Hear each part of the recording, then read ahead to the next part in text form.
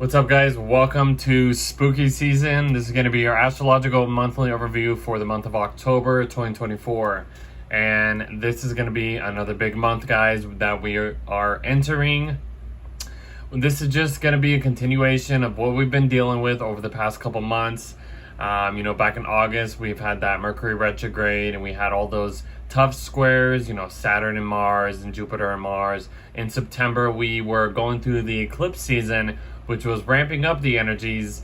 So it kind of felt a little better in September, but there was a lot of changes happening. We had that first full moon lunar eclipse in the sign of Pisces, beginning that new eclipse season cycle that the nodes will be shifting into by next year. So we'll be having eclipses in the signs of Pisces and Virgo over the next couple of years.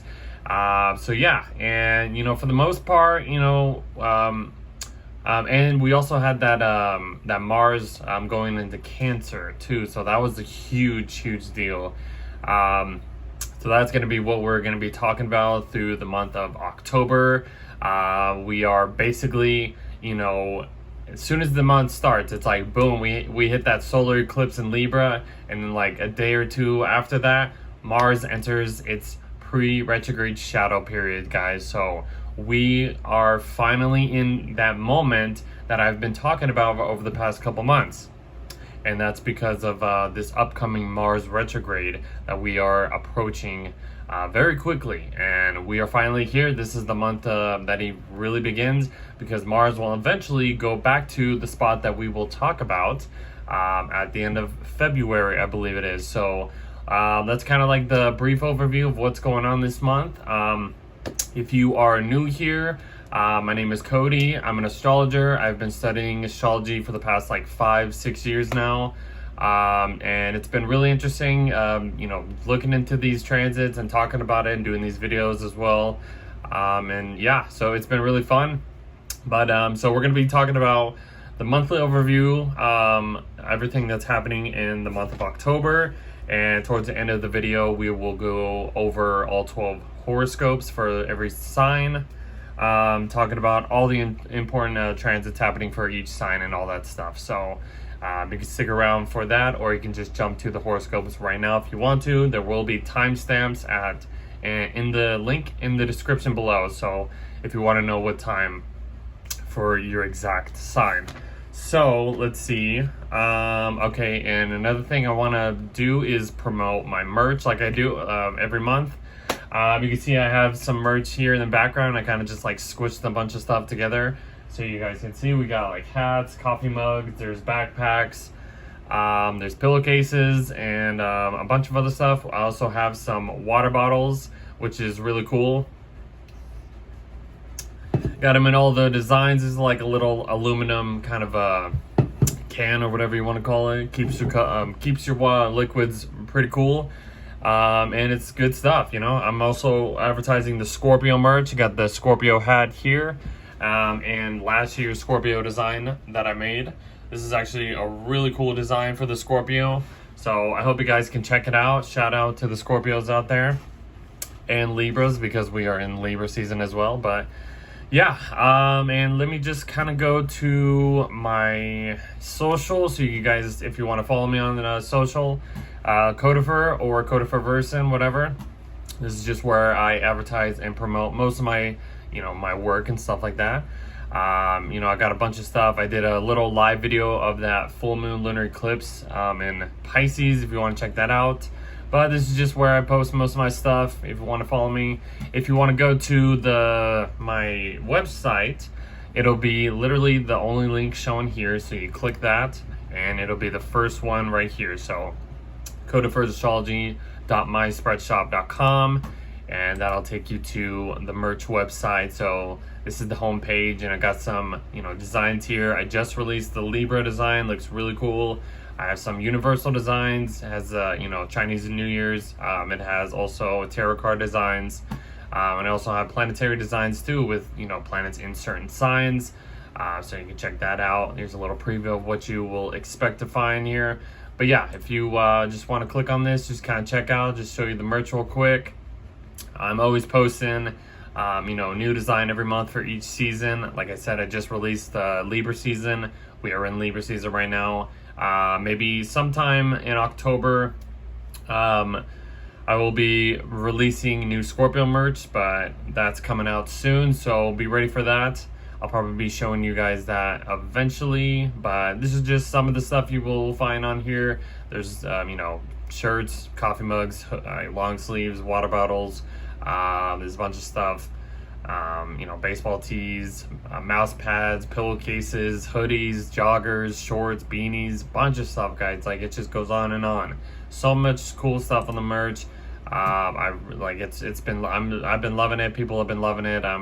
It's just really, it's just fun. It's just fun to do it. Fun to advertise and fun to just show off all the merch because, yeah, this is what I do. And I love it. And I really hope you guys will love it too. So just wanted to advertise that for a little bit. So let's get out of here and get to the important stuff, shall we?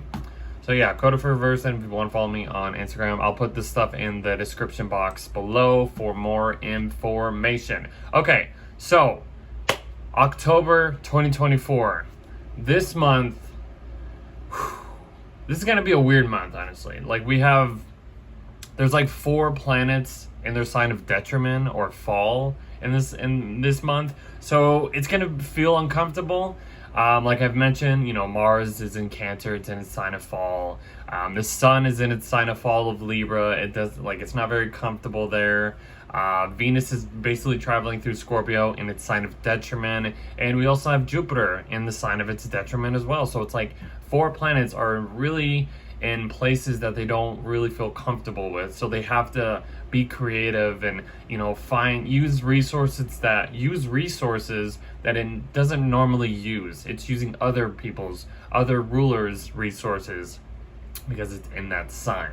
So yeah, so we're coming off right at the beginning of the month of this Mercury Cazimi. Basically, Mercury's passing through the Sun. That's basically like a clarity point. There's like something clicking. We're onto something new. If it was Mercury like retrograde conjunct the Sun, that would be like a solution, or figuring out what the problem was, why things were delayed and stuff like that. But this is Mercury on the far side of the Sun. So this is kind of just like shifting. Mercury's basically combust at this time, so that's another like level of like not really working so well. So you can add on top of like all these other planets not really functioning well. Whenever a planet is in the beams of the Sun or it combusts, it's not really activating the way that it's normally doing. So that's another like kind of layer of that as we begin the month. But we're basically entering that solar eclipse in Libra, which happens basically on October 2nd. So Mercury's kind of like in between, this eclipse with the Sun and Moon right here, the luminaries. But yeah, the solar eclipse in Libra. I mean, this is kind of like the end part of the eclipse season that we have been going through. So, since September 17th through October 2nd is that 2-week period of eclipse season. A lot of funky things happen during eclipse season. It happens twice a year. Nothing feels normal. It's kind of like a bunch of things just shifting, changing form, changing places, just kind of throwing things wherever they need to be instead of what we want things to be. It's a really uncomfortable time. A lot of people lose a lot of sleep during that time. It's just like we're kind of just like not in the right mind space, and that's just kind of the universe kind of messing around, like it's like kind of just like trying to adjust the puzzle, or trying to work on something that's just not really making sense, but it will make sense over time. As we get to this new moon solar eclipse, this is like a seed being planted. We will basically see the repercussions, if you want to say, or just what was started, whatever intentions are started during this time, over the next 6 months to probably a year. This will be the last solar eclipse, or you could say eclipse, in the sign of Libra that we will be having in over like 9 years. So, because the lunar nodes are going to be shifting signs and stuff like that. So, so yeah, I mean, we had a solar eclipse in Libra a year ago. I actually witnessed it. It was kind of like going over the United States. It was really cool. It was kind of partial where I was at, but it was really cool to just witness it. Excuse me. So if you are able to see this solar eclipse wherever it's at in the world, you know, go check it out. It's always nice to see an eclipse. I know, like in ancient times, or some you know, conspiracy people or astrologers, I don't know, will just say like, oh, it's so bad to watch eclipses, they're like they're bad omens and stuff like that. But it's just like, whatever, you know, eclipses are eclipses. It's just a celestial kind of, you know, performance basically. So it's nothing really bad. Yeah, it affects us, you know, little by little things at a time, but it's just a lunation, you know. It's just a thing that the universe and these planets do. So nothing really bad. So I know I'm kind of all over the place, but yeah, solar eclipse in Libra at 10 degrees, I think it is. Conjunct Mercury. There's, you know, Mercury's in between of this. So I mean, but Mercury's usually in between the eclipses or new moons all the time. So this isn't really anything new. This isn't going to be like, oh my God, like your mind's going to be, you know, twisted or like combined. It's like, no, this usually happens. So whatever. So let's move on. Basically after that, Mercury will be forming a square to Mars. Where's that at? It's kind of like, it's basically when Mars enters its shadow period. So let's just kind of talk about, I guess, both of those.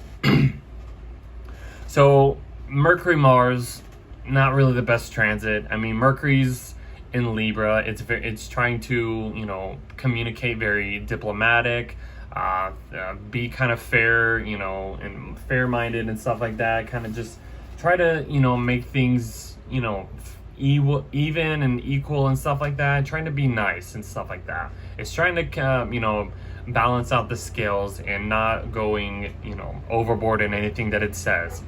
And having a square to Mars, I mean, Mars is in the superior position right now, which is basically like kind of like hovering over. It has that energy over Mercury at the moment, but Mars is in, you know, Cancer.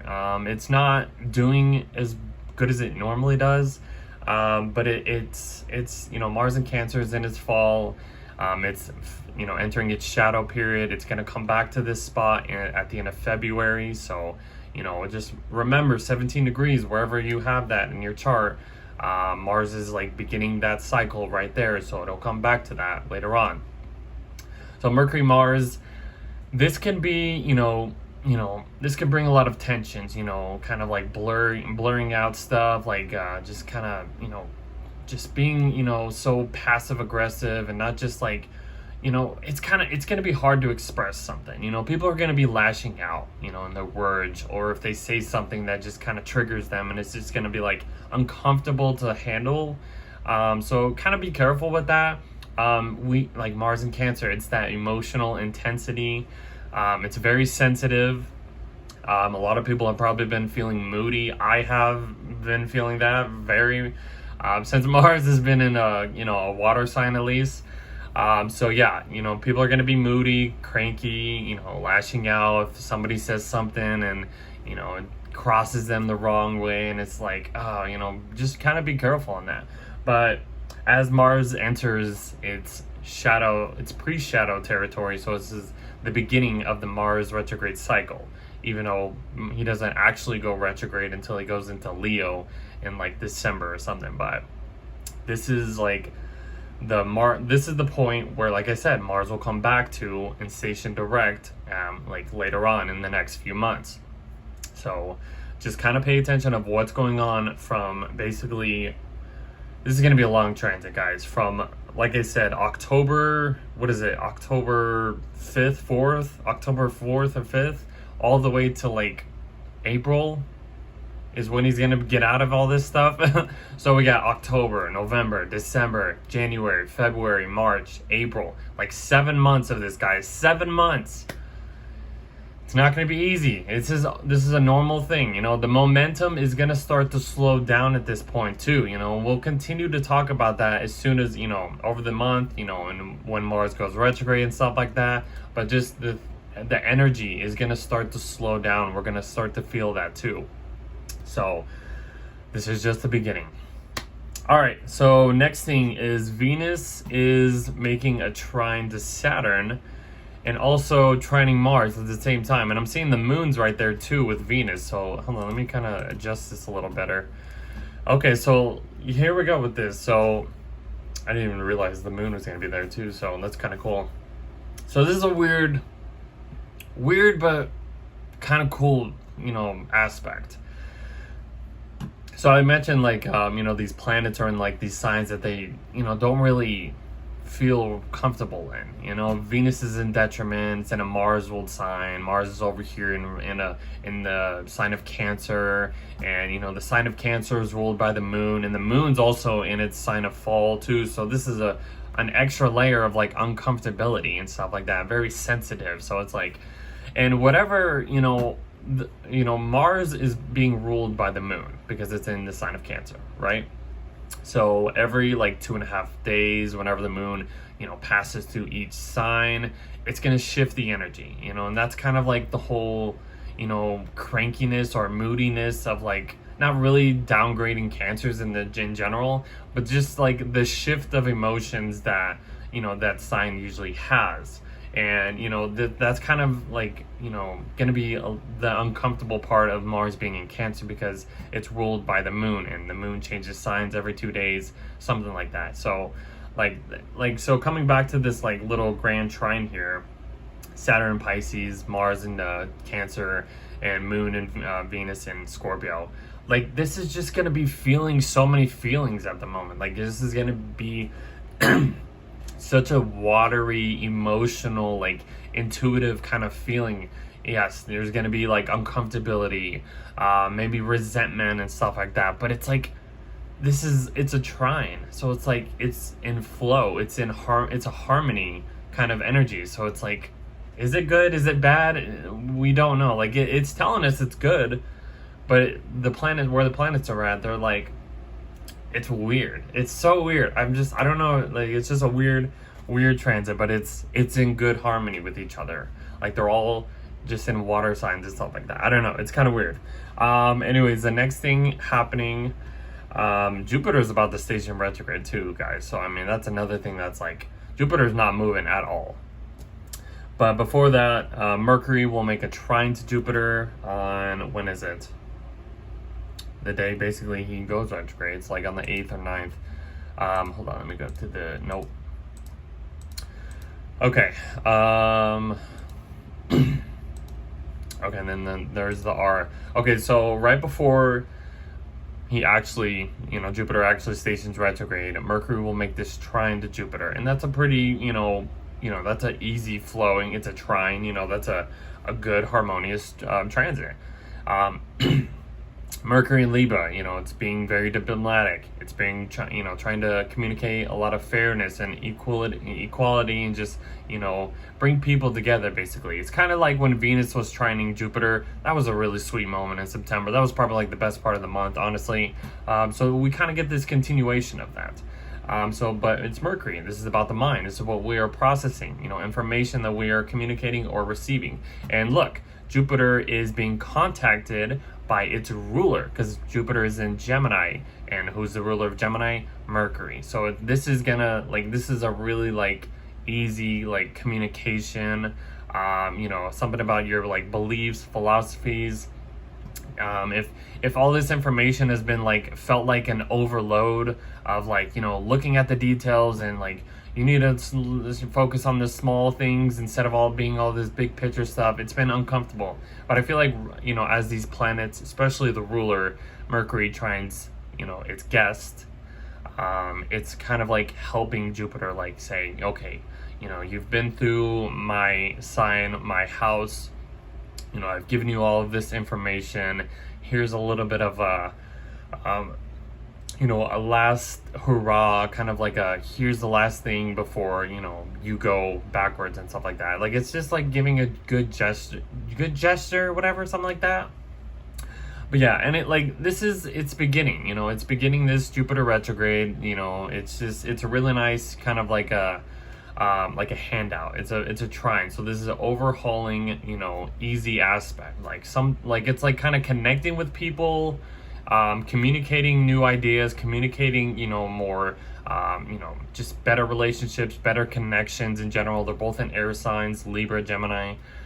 So yeah, communication, friendships, relationships, connections, you know, just ideas and stuff like that. But yeah, Mercury trining Jupiter is kind of like, you know, helping Jupiter understand, like, okay, Jupiter's like, this is as far as I'm going, you know, and Mercury's like, okay, so here's a little bit of, you know, like, you know, getting ready for, you know, that position when it gets back. Just trying to help Jupiter out before it, you know, starts going backwards. And it's kind of like, I'm like repeating myself, so. And then we get to Jupiter stationing retrograde. So Jupiter retrograde, guys. Nothing bad. People hear retrograde and they're like, oh my God, retrograde. It's the end of the world. It's not the end of the world, guys. This is just kind of like I literally just said. You know, Jupiter is going as far as it can in the sign of Gemini, 21 degrees. And then it's like, okay, now we've gone this far. Now let's kind of review what we've been doing and going back over, you know, these themes, these ideas, these like new beliefs that we have been kind of open to. You know, we're growing. It's a growing phase. It's a new growing phase, at least. Jupiter rules growth, beliefs, abundance, you know, just open-mindedness, higher mind and stuff like that. And it's in the sign of its detriment. So it's a little different, but we will eventually, you know, start to understand all of this overloading of information that we have been presented to. Even though it's felt like too much, we will start to implement this, you know, more internally. So like, it's like you're getting information from somebody that you're trying to learn a new language and you have no idea what they are saying and what you're learning. But once you get to a certain point, you're like, okay, I think I'm starting to understand like all of this stuff. Now let's kind of review and go back over certain things that we have learned. And that's the whole retrograde thing. But this is Jupiter. So I mean, it's like, now that Jupiter has given you all these gifts, all these blessings, all this growth in this new area of life for you, now it's time to really understand what you have been given from Jupiter. So that's kind of like the whole gist of it. So, and then I put Jupiter sextile Chiron. I mean, is that good? You can look at it as good. Chiron is the wounded healer, so maybe something to do with like healing old wounds, or just wounds that are just like not really working, or just bring you kind of down. I guess this can be a good gesture, a good aspect, you could say. Not really the biggest thing happening though, honestly. I would skip that, but that's just me. All right, so, and then Mercury starts to, I think, what is the next one? Mercury will square Pluto. Okay, so Mercury will square Pluto. That's right there before it goes into Scorpio. Let's see.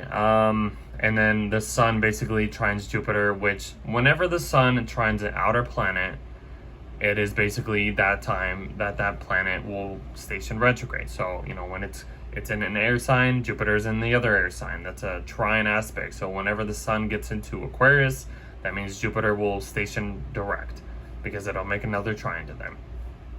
But yeah, so Mercury squaring Pluto. So Mercury is in the superior position to Pluto.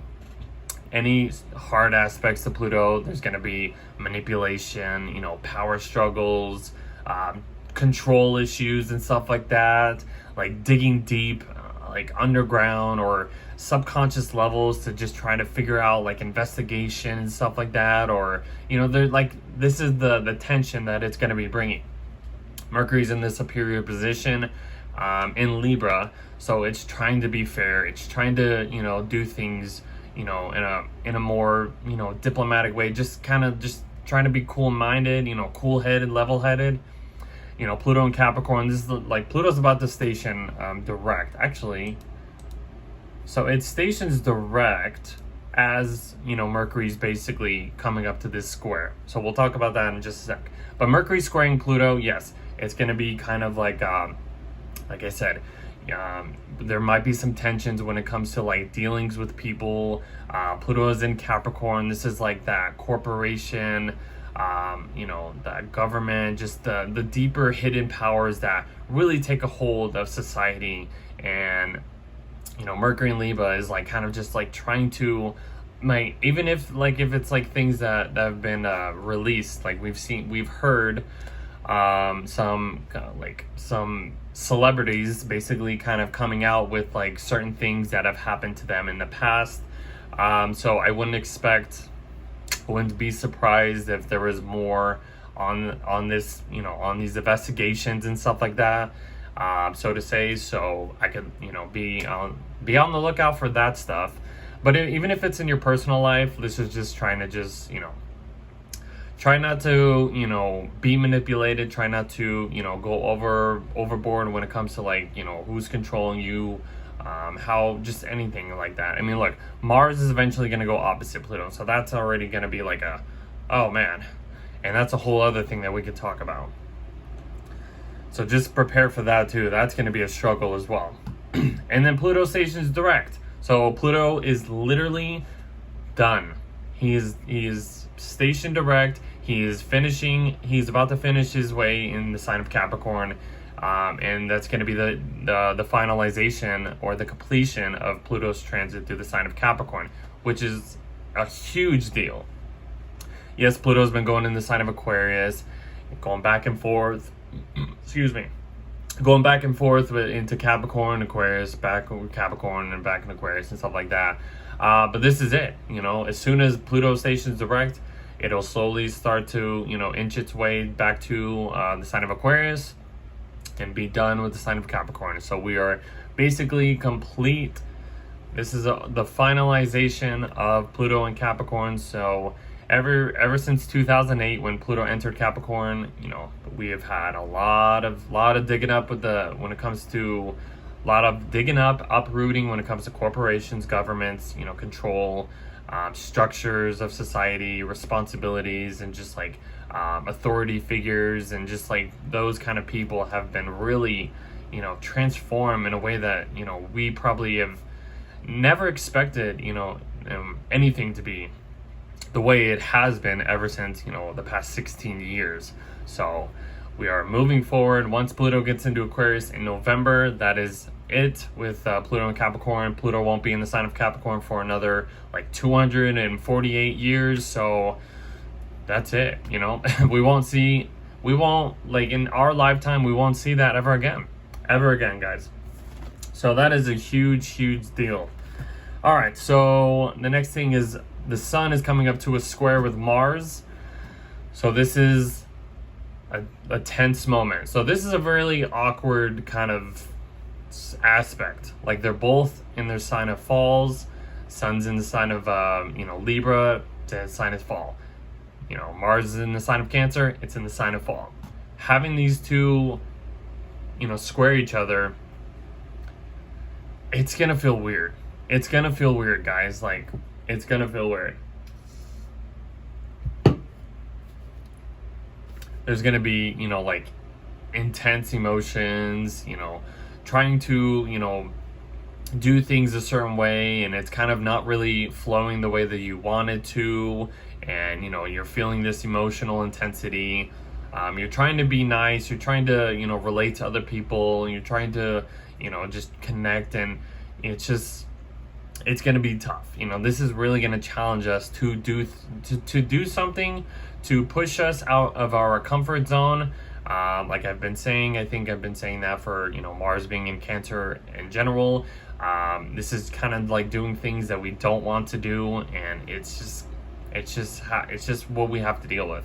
And so be careful. That's kind of a a tense aspect, but it's just like two people that don't get along are just butting heads, and it's just like making the argument, not better at all. So just try to be careful if you come into conflict with that stuff, with anything. And then the good part of that is the sun is going into a trine with Jupiter, which is, this is nice. Okay, it kind of brings that, level-headed, intellectual connections together, and trying to make the relationships and connections like pretty even, and trying to benefit from these. So that'll kind of help out even when the sun is squaring Mars and stuff like that. There is this helping hand for Jupiter over here, but I mean it's in retrograde, so but still. And then Mercury enters Scorpio. So I think it actually happens like on the 13th, but we'll just talk about it. So Mercury enters Scorpio. He gets out of Libra. He enters we'll say the Mars world sign. So Mercury in Scorpio. This is a very like cutthroat, like deep cutthroat kind of communication, This is that the sharpness, I should say, that comes with, Scorpio. Mercury in Scorpio, it kind of like really hyper focuses on certain things, and it's just like, I don't know, it's kind of like it's like trying to focus on like the stuff that are behind the scenes, trying to uncover things and stuff like that. But yeah, so Mercury and Scorpio is going to be an interesting transit. But yeah, this is how the communication, will be. We'll focus on like this deep, deep sensitivity, deep emotional, like emotions. We'll be expressing a lot more deep emotions the way we communicate and express our thoughts, or just express anything once Mercury gets into the sign of Scorpio. So I don't even think I wrote that down. How funny is that? Oh, I did wrote it down, the 13th. Okay, I'm like all over the place. So yeah, so Mercury's in Scorpio right now. Venus is about to leave Scorpio, but look what's going on. Venus is at 26 degrees of Scorpio, going opposite. I can't even spit this out. Going opposite Uranus and Taurus at 26.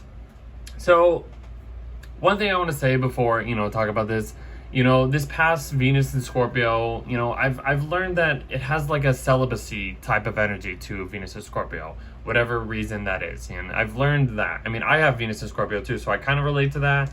But yeah, there's a celibate or celibacy kind of type of a vibe to it. Venus in Scorpio has this desire for like deepening, like just deep connections. It has a intensity to it, which kind of makes it uncomfortable for maybe some people. But if you have this placement, I feel like if you connect with people who actually also have this placement, or just have relatable Venus in water sign transits or whatever that, or earth signs, I feel like you can understand the intensity of Venus in Scorpio, because she is in an uncomfortable sign.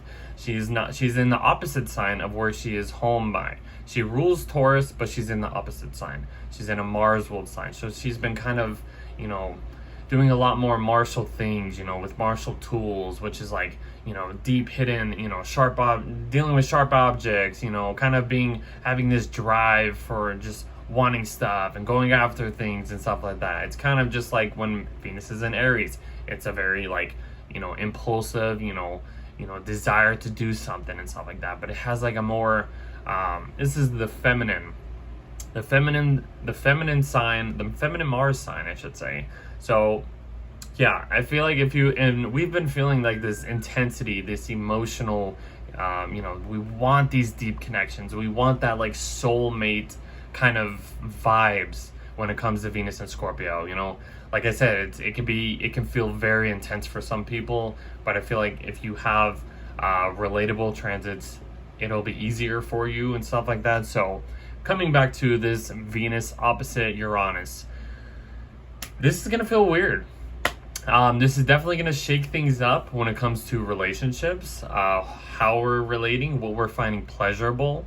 Another thing, Venus and Scorpio, it has that Scorpio aspect to it, so it kind of focuses on, that sexual, animalistic kind of, energy or vibe to it. That's what it craves. It needs that stuff to like really feel that raw intensity into it. So having Uranus basically shake up this, this Venus and Scorpio transit, it's just like, whoa, didn't see that coming. Like maybe like something happens with your relationships or who you're relating to, or this is just going to be kind of like a push-pull kind of vibe. Maybe Uranus is going to try to break us free from like old relationships or old ways of like enjoying things or pleasures and stuff like that. I don't think it'll be that bad, but I mean, yeah, it's going to shake us up or shake whoever is dealing with this for the most part. So just kind of watch out for that. I don't think it's going to be that bad. I mean, even if it is bad, it'll be okay. We're going to have to find some type of balance. You know what I mean? So Venus, Scorpio and Taurus, they're fixed signs. Nothing's changing. This is kind of like a standoff. Nothing's gonna be, one person's gonna feel like I'm right and the other person's gonna be like, no, I'm right, and then it's just gonna be button heads and stuff like that. So there's really like no turning point around this, but there has to be some, middle ground of like, okay, how can we, make this fair? How can we make things, easy?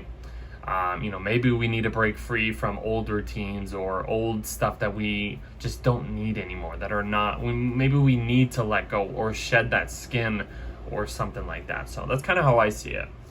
And it's, the description of Venus and Scorpio as well too. So, but she's about to leave Scorpio very soon. So, and then she eventually she makes that trine to Neptune basically at the same time.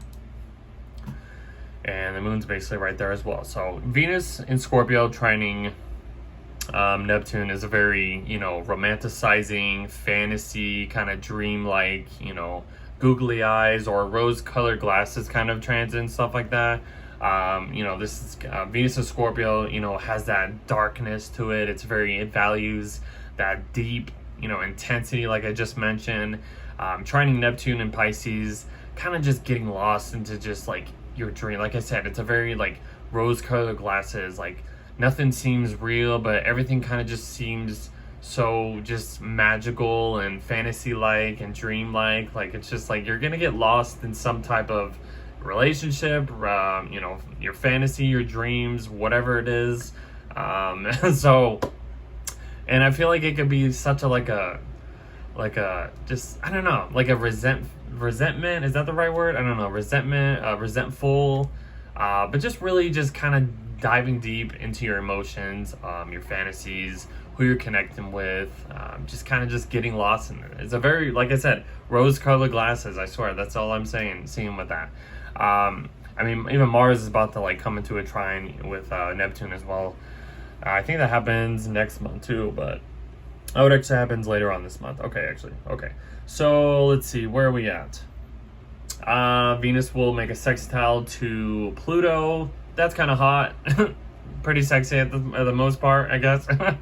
If you're into, deep, kind of just weird, powerful, like emotional, just like darker stuff. Scorpio and Capricorn are sort of dark signs. I'm not trying to downgrade those, but just that's kind of what I'm seeing. It's a very like dark, deep, cold, like that's kind of more resentful, I feel like, energy of having that. But it's like it's an easy like gesture. It's just it's like empowering your relationships on like a little, by doing like little things. Like if you give someone like a compliment or something and they're just like, oh my god, that feels so good, that's so empowering, that's kind of like how it is, and you're relating to that stuff. That's kind of how I see that little sextile being. Okay, and then the next thing is I have the full moon in Aries, which happens, when does it happen? Okay, it happens right here. Let me go to the hour. 24 degrees right here. Okay, so 24 degrees. Sun's at 24 Libra. Excuse me. Moon's at 24 of Aries. So full moon. I mean, I wouldn't say this is an eclipse, even though this is the two nodes. The nodal axis is in Aries and Libra. This is a pretty wide full moon. If you want to call it a partial eclipse, you can call it a partial eclipse. But I don't know. I would say it could, I don't know if it is or not. It's like, what, 18 degrees or 16 degrees away from the node, so possibly. But full moon, full moon in Aries, this is a very red hot kind of energy. The moon in Aries is just very like implosive. It's very like, I'm going to get it. Like our emotions are very charged and stuff like that. And what I'm looking at right here is, look, the sun and the moon are opposite each other, and they're both forming a square to Mars and Cancer. So this lunation probably won't feel good. Like I said, wherever the moon is at is ruled by, well, I mean, it's ruled by Mars basically, what I just said. Wherever the moon's at, it basically goes back to Mars, or, because Mars is in Cancer, it's in the sign of the moon. And where's the moon at? It's in Aries. That's also a martial sign. So the moon's in a Mars sign, and Mars is in a moon sign. So it's kind of like a, I wouldn't say mutual reception, because they're in a tense aspect. So there is some kind of reception, but it's a very like weird transit, weird reception that's going on here. So I mean, I guess you could say they can like switch places if you're into that kind of stuff or whatever. But yeah, this full moon doesn't look too easy, I would say. So be careful during this time. I mean, even if you want to count Chiron into this picture, bringing more of a like a painful wound into this stuff. I mean, Mars is squaring Chiron, if you want to call that as well. So this full moon doesn't look too easy, guys. Yeah, it's sextile Jupiter. That's kind of nice. The sun's trining Jupiter. That's nice. I don't know, but it looks tense. It looks not easy. So just kind of be careful with that, guys. And then Venus will eventually go into Sagittarius. So she's in Sag now. She's out of her sign of detriment, so I guess that's kind of good. She's in a Jupiter-ruled sign. She's kind of feeling that freeness, that she's out of this like deep, dark, swampy kind of uncomfortability sign. And then she goes into Sag, and it's just like, whoa, I'm free from all of that yuckiness. I'm in this open world kind of vibe. Venus and Sag is a very fun transit. Like, I feel like if you have this in your place, in your chart, you are very, very, like, enjoyable. Like, you were just such a fun person to hang out with. You like to just go out, go out and beyond and, like, just explore and stuff like that. I feel like that's such a cool transit, And we'll talk about more about this as she travels through it. But we'll probably talk more on when she goes through, no, I think it's like next month where she has most transits. Okay, so let's see, where are we at? Okay, so Mercury's coming into a trine with Saturn. Is that right? Yeah. So Mercury's trining Saturn, coming into, oh, wait, hold on. Okay, where are we at? Right there. Okay, well, we'll say like the 21st, 22nd, whatever, around there. So Mercury trines Saturn. Mercury's in Scorpio, Saturn's in Pisces. This is cool. I mean, this is very like deep emotional connections to like authority figures, working with authorities and stuff like that. I feel like, well, Saturn's about to station direct anyways too. So, I mean, he's basically motionless. He's like coming to a halt. So that's kind of cool, I guess. The heaviness of Saturn changing directions will increase very rapidly, so that's something to look out for. But it's the Saturn direct. I don't think it's as bad as like when Saturn's like coming to a halt to station retrograde. Saturn coming to a stop to change directions to go direct. It's like, okay, we've reviewed all these responsibilities and regulations and rules that we have been limited with, restricted with.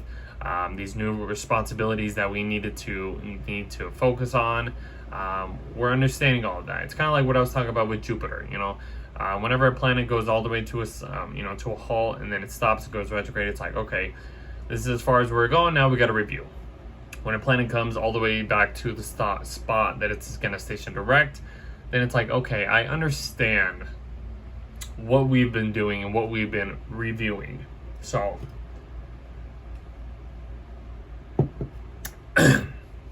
But anyways, Mercury trining Saturn, like I said, like Mercury's in, Scorpio. It's all about communication, the mind, processing information, stuff like that. It's really kind of focusing on hyper focusing on like these, whatever it is and stuff like that. It's kind of like, just looking beyond, the surface. It's kind of like underneathing, looking underneath what's underneath all this stuff.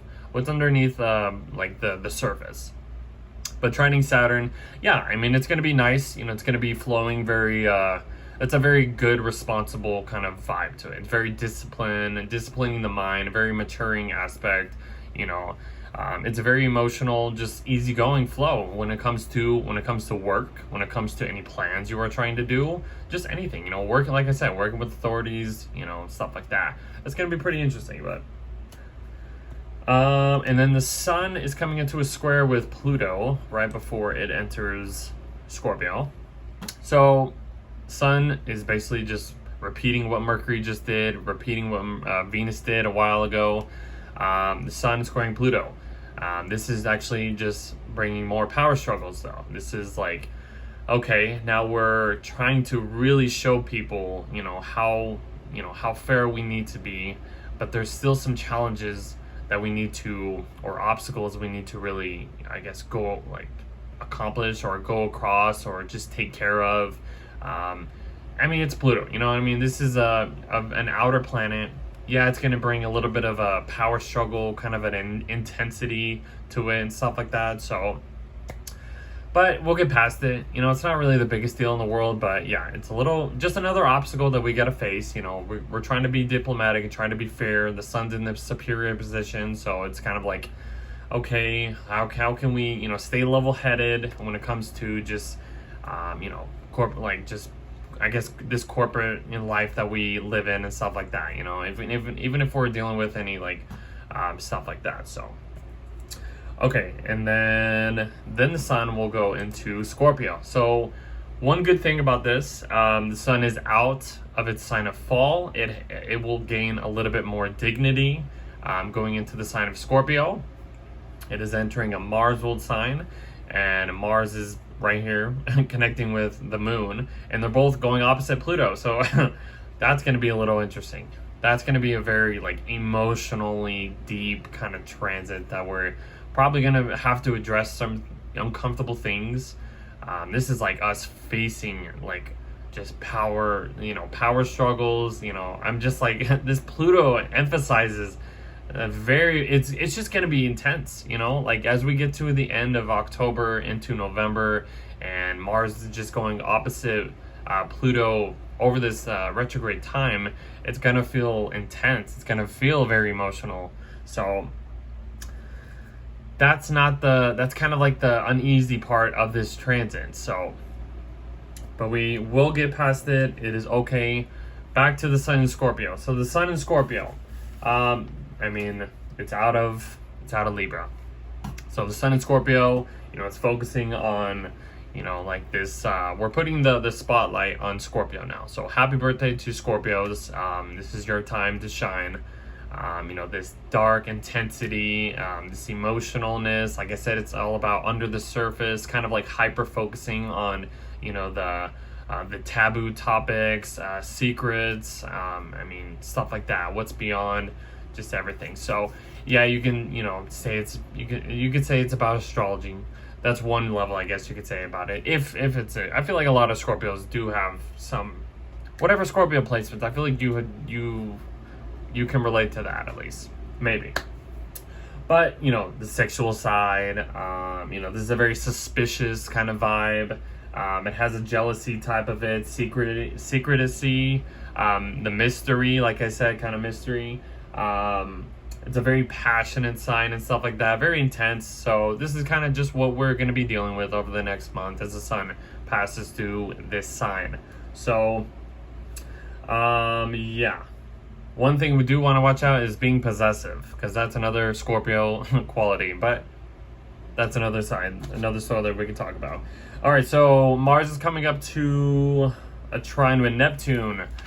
So I feel like because Mars is going opposite, Pluto, and then it trines Neptune eventually.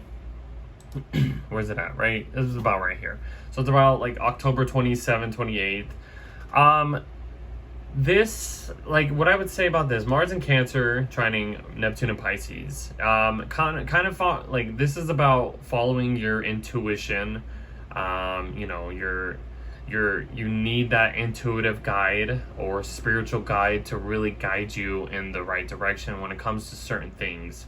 If you are feeling uncomfortable, if you are feeling trapped, if you are feeling like, I don't know how to get past any of these obstacles that I'm facing, or just anything that's just really feeling like you're being held back or just uncomfortable, you're really gonna have to like focus on this intuitive side. You know, like, I mean, it's making a sextile to Uranus as well, excuse me, and that will kind of help out a little bit. You know, that little gesture, that little trying something new. Let's tweak this, you know, tweak this thing a little bit in order to, you know, keep this momentum going in a new direction. Or, you know, yes, you know, like I said, it's just going to be tough because it's going opposite Pluto. But following these, you know, outer planets, trining Neptune, sextiling Uranus, it's trying to at least give us a little opportunity to have a little bit of encouragement or have some direction or help, even if it's, you know, getting like connected with somebody, connecting with like somebody that's really helping you, like a spiritual guide or something like that. That will be, I guess, really beneficial as this, you know, period kind of goes on. So, and then basically, Venus goes into a square with Saturn. Yeah. Here's that wall. Yes, Venus is in this open world, you know, feeling free, and it's just like, boom, she runs into Saturn. She's like, oh man, what now? So there's gonna be, you know, some obstacles when it comes to like basically saying no to what you want, what you are desiring. Venus in Sag wants to just go beyond what's out there, wants to explore, but then it's just like, Saturn's like, you can't just do that sometimes, you know?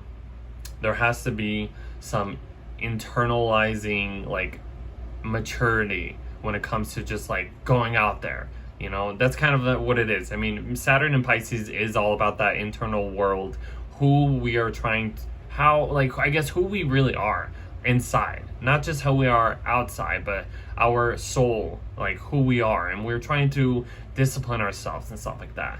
So even if we want to be like, oh, I want to go travel, I want to go this and that, and it's like, you're going to run into problems. Do you have everything that you need before you just go out and do something? That's kind of like the whole vibe of like Venus running into a square with Saturn. And then after that, Mercury is going opposite Uranus. So that's going to be like a boom, running into something. You're like, whoa. Like, even if you like kind of go out there, you're doing that Venus and Sag thing, traveling, going out there, you're going to run into something unexpected. You're just like, oh, I guess I should have listened to Saturn or something like that. Like, that's going to bring unexpectedness, you know? Mercury is about transportation and traveling and stuff like that. So yeah, something you're communicating, something you are processing or whatever is going to just be interrupted, or just breaking something out of the norm, you know, whatever routine you're going through. You're going to run into some obstacle, whatever it is, and it could be volatile, it could be exciting, it could be like it could bring more conflicts and stuff like that. It's an opposition, so kind of watch out for that. This is kind of how we end the month, basically.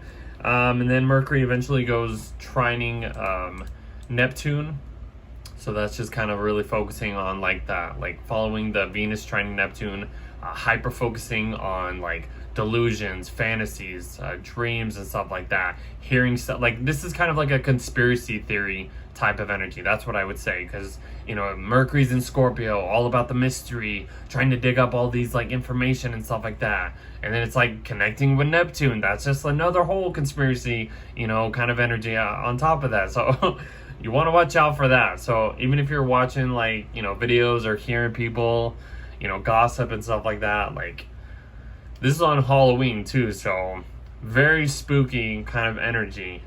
That's what I would say. So that's October, guys. It's a weird month. It's a weird month, guys, but we'll get through it. This Mars retrograde, guys, this is just what's going to be very, very interesting and very just kind of like, we're going to have to deal with certain things that we just do not want to deal with. Okay. Now the part for the horoscopes. So let's go to...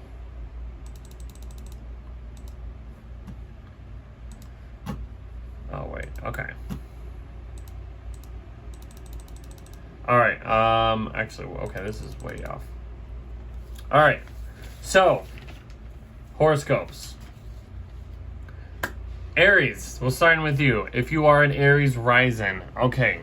So, everything's still in your 7th house of relationships. You are about to have this solar eclipse in your 7th house of Libra, so your relationships are drastically changing once again.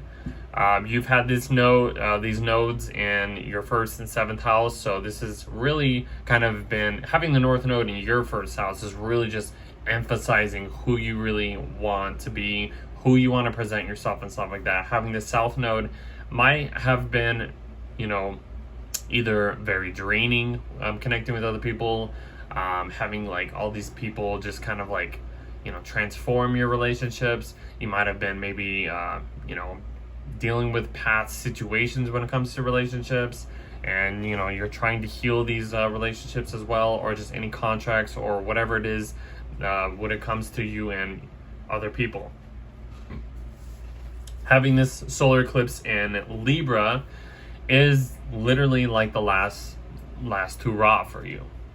So whatever seeds, whatever intentions you are planting at this time or dealing with or wanting to start when it comes to relationships, this will eventually, I believe, create some type of balance or harmony eventually, especially when they switch signs. So you won't have to deal with any of these like just relationships that just do not suit you or just feel right to you.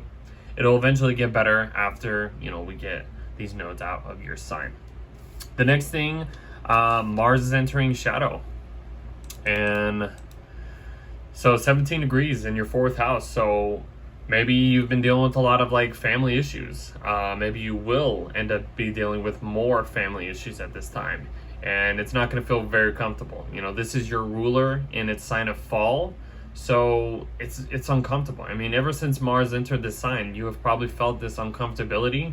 I can just guarantee that, because if you are a Mars ruled sign, Aries or Scorpio, like this, maybe for Scorpio it's a little better because it's trining your sign, but for Aries it's squaring your sign, and it's in a sign of fall, so it's in a water sign. You are a fire sign.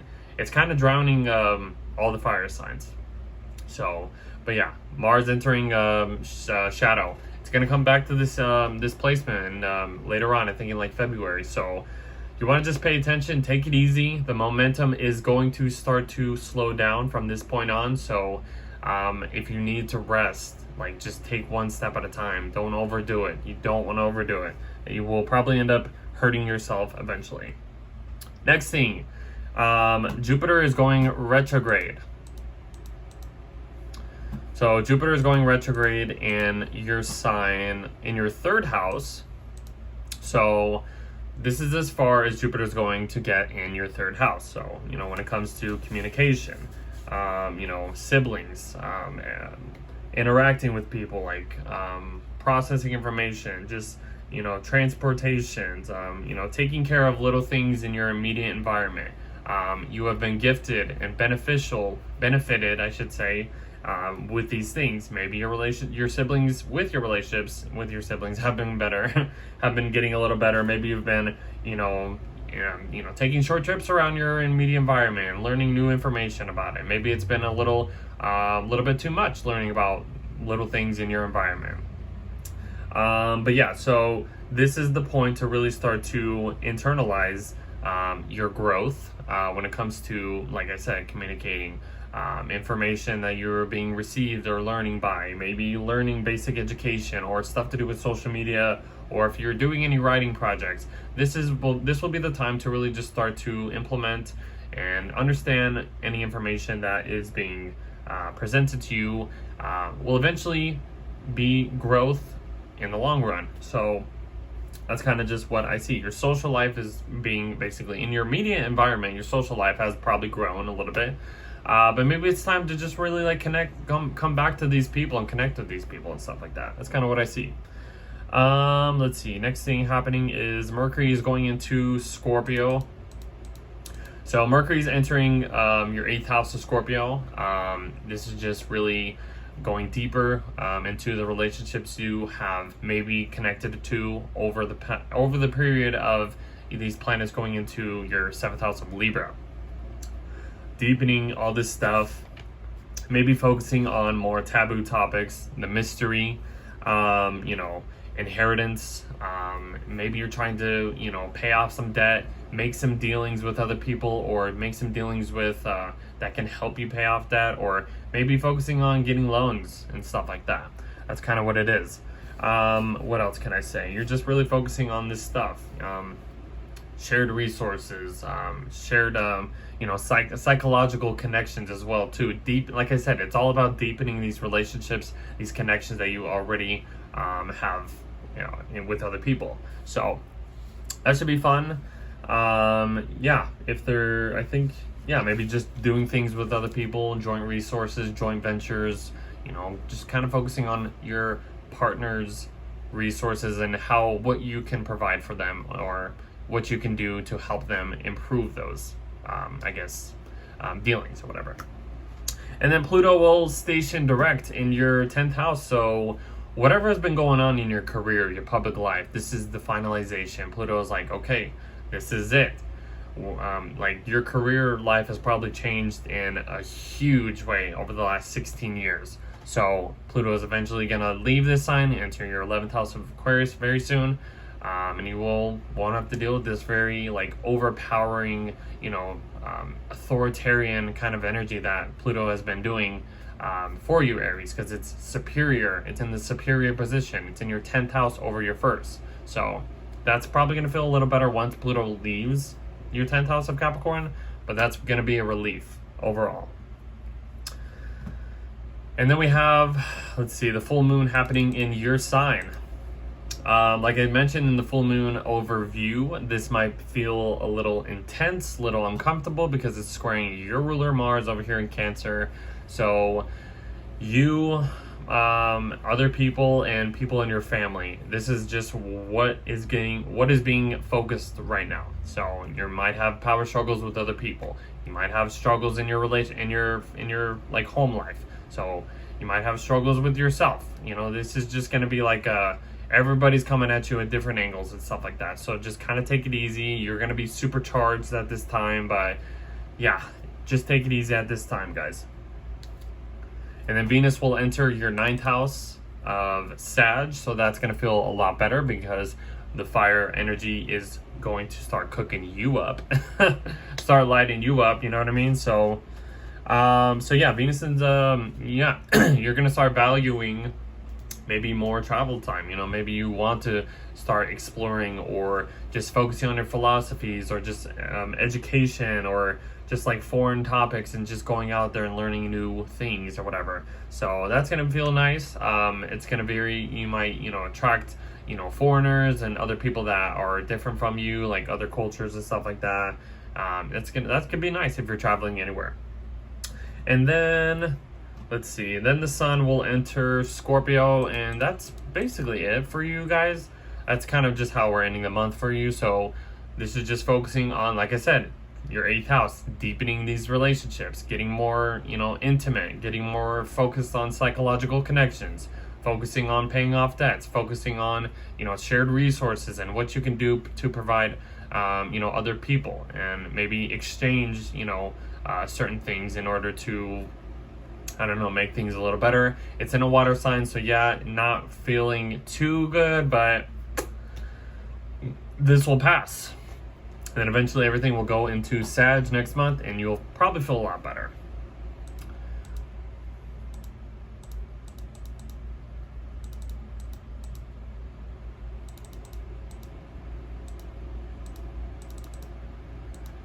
All right, Taurus.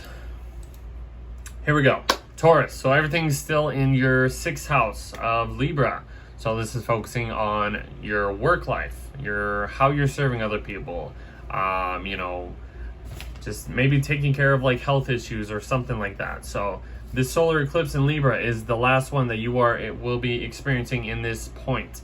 So maybe your work life or the way you serve people has been maybe a little draining over the last year and a half, or just about a year, the last year. So this solar eclipse is really like finalizing and letting go of anything that's been going on. It will probably eventually feel a lot better once the South Node leaves your 6th house. You've probably been, really focusing on a lot more spiritual things, having the North Node in your 12th house of Aries. But yeah, so solar eclipse in Libra, last one, it's, your ruler is in your 7th house, ruling over this eclipse. So it's kind of a weird eclipse going on here. Your ruler is in its sign of detriment at this point, so it has a level of kind of uncomfortability, because it's in your sign of relationships. So it's really kind of focusing on your relationships when it comes down to it. Relationships, the people you're working with, coworkers, who you're serving and stuff like that. That's going to be, changing in big time. Okay, next thing is Mars is going into shadow in your 3rd house. Mars will come back to this spot, I think at the end of February. So pay attention to the topics that come up when it comes to, doing things around in your immediate environment. Taking care of your errands or something like that. The way your commute is, like either to work or to the store or wherever you normally just go to. Because Mars is all about, direction and drive in your direction. So, siblings, communication, education, interacting with people, social media, writing projects, rituals, transportation, and in general in transportation, take care, watch out if you have any car problems. That's probably going to happen. That is just plain and simple. So you might have to take care of certain things, but might not be the best time to get any car problems or try to fix it, because Mars rules metal, and dealing with cars at this time might not be the best thing to really take care of. Eventually when Mars leaves, it might feel a little better, but might have car problems. Jupiter will eventually go retrograde in your 2nd house. It's in your 2nd house of Gemini, money. This has probably been, you probably have gained a lot more income or security for yourself during this period. Even if it's felt like a lot of information, doing this, gaining all this resources for yourself and stuff like that. But you are eventually going to understand, okay, we can implement these changes when it comes to what we need to support ourselves, what we are valuing, what we do actually value, in order to gain more growth and abundance that way. So yeah, you might have been investing more since Jupiter has been in this 2nd house of Gemini for you. So that's pretty cool. You will eventually understand and maybe gain more income or spend more money, having all these, increasing your finances and stuff like that. So priorities, possessions, agriculture, your wealth, material gains, security, in review right now. Okay, and then let's see. Mercury goes into your 7th house. So Mercury going into your 7th house is really just focusing on your relationships, one-on-one connections. You might have, oppositions happening when it comes to you and a partner, you and other people. So you want to kind of be careful of who you're dealing with and stuff like that. Look at Venus is going opposite Uranus. This is kind of just really shaking off who you are in your relationships. You're trying to value these deeper connections and stuff like that, but there's something that you are presenting that might shake things up to other people. So pay attention to that. But yeah, Mercury going into your 7th house, you're really focusing on contracts, communication to other people and stuff like that, how you can support other people. This is going to be a trend following even when the sun gets in here too. Pluto will go direct in your 9th house of Capricorn. So that is the final hurrah. That is the final resolution of what's been transformed in your 9th house of Capricorn. Philosophy, traveling, foreign things, religion, legal matters, anything to do with like any of that stuff, that is being finalized, and Pluto is leaving this point for you. Okay, next thing happening is the full moon in Aries. Okay, so this full moon is in your 12th house. Kind of a weird, this lunation's not going to be easy, guys. It's squaring Mars in, over here, lunations, T-square, not really good. Fullness, completion, a lot of heightened emotion at this time. Emotions will be charged. Squaring Mars, be careful. So this is like I don't know, just be careful. This is like your work life, your spiritual life, and your like immediate environment. So there's something going on with these three areas right here that are kind of just trying to start something, but they're just all over the place. It's not going to be easy. It's going to be emotional. Might feel very like passive aggressive, not really knowing what to do, but I don't know. It'll be okay though. Next thing is Venus is going into your 8th house of Sag, so exploring, opening, like going beyond this your relationships basically. Venus going from your 7th to 8th is just basically deepening these relationships, valuing these deeper connections, valuing anything to do with like shared resources, paying off debts, like getting loans or whatever. You're attracting all this stuff, psychological connections and stuff like that. But it's going to feel a little, freeing. You're going to feel a little bit like you're exploring the taboo topics, basically, like whatever that can be. So secrets and stuff like that. So it could be interesting, could be like something that you're not expecting, but you're going to kind of value these little traits that are happening as Venus travels through Sagittarius, through your 8th. And then basically the sun will enter your 7th house. Hold on. And just to end the month and focusing on relationships, basically, as these planets travel through your 7th and 8th house, it's just relationships, other people, contracts. It's not all about you. This point is about other people and how you can support them. Not to yell at you, but that's just how it is. So now you're gonna have, it's not too bad of a month though, but that's kind of about it. All right, Geminis.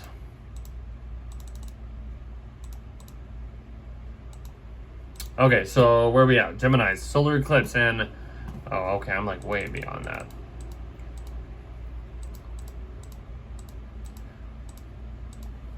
Solar eclipse. Okay, so this is everything's still in your 5th house for you Geminis. Solar eclipse in Libra. This is the last one that you are experiencing in your 5th house. 5th house of creativity, children, things to do with children, hobbies, entertainment, passions, bucket lists, inspirations, what you desire when it comes to romance, dating, all that kind of stuff. Maybe it's been a little draining. Maybe it's been a little like, maybe I don't want these, connections anymore, because the North Node's been in your 11th house. It's trying to push you towards a bigger audience. Working with other people, or working with other people, because it's like groups and stuff like that. So this is the last little kicker that you got to deal with in your 5th house. So it's all good, no big deal. At least it's trining your 1st house, so that's kind of at least toning down the harshness to it.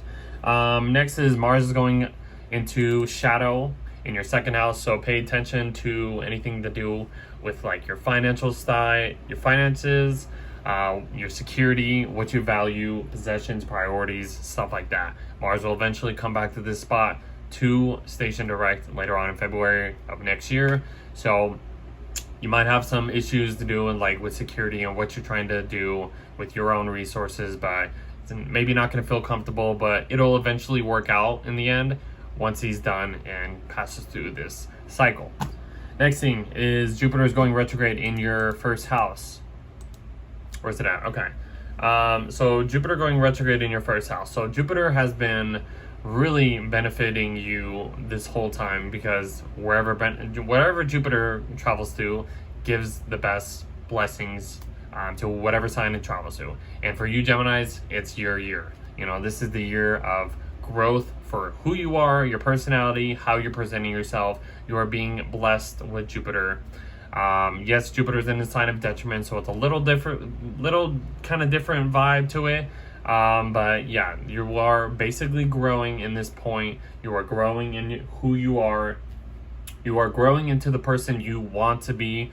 What you are being, because Jupiter is trying to bring you blessings, trying to bring you growth in who you are. And this is the first house. This is who you are. So this will be the time to implement these changes. Maybe work on, maybe presenting yourself a little better. I mean, overall, it's not a bad transit at all. So this is just like improving yourself of who you are, how you present yourself. Nothing bad at all. And then Mercury will go into your 6th house, followed by Venus. So this is just focusing on your work life, how you're servicing other people, really hyper focusing on health issues or taking care of just things that are really beyond the surface and stuff like that.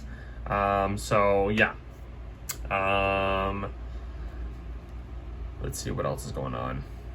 Pluto is stationing direct in your 8th house of Capricorn. So this is just a finalization of everything that's been going on since 2008 for you. When it comes to 8th house themes, shared resources, intimacy, any taboo topics, death, rebirth situations, transportations, debts, loans, did I say psychological transits, connections and stuff like that? Deep connections with your relationships are being finalized at this point. So he will eventually leave and go back into Aquarius, which might be a little better for you, Geminis, actually.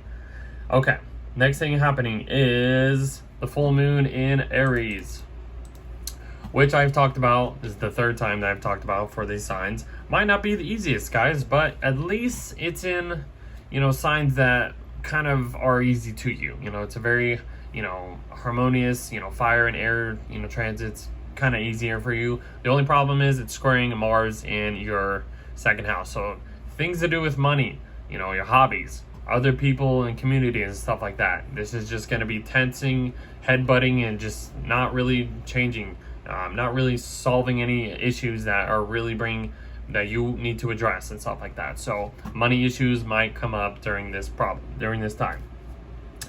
Then Venus goes into your 7th house of Sag. So that might feel a little better. It's going to be in your opposite sign of Sag from you, Gemini. So, but I think for the most part, you will be able to handle this pretty well. It's in a fire sign. It's your sister sign. So yes, you're going to be valuing, these connections, exploring your relationships. Excuse me. Contracts. How you're supporting other people, commitments and stuff like that. Yeah, it's going to be pretty interesting to, eventually to handle. So she'll come into a couple of squares with Saturn and Neptune, but not the biggest deal. I think it'll feel better than having Venus in a water sign and its detriment sign too as well. So relationships might get better for you. Okay, and then what is it? Then the sun goes into Scorpio for you.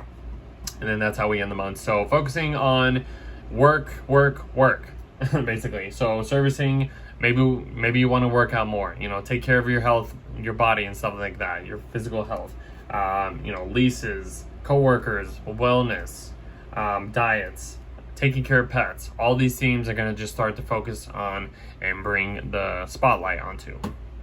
Okay.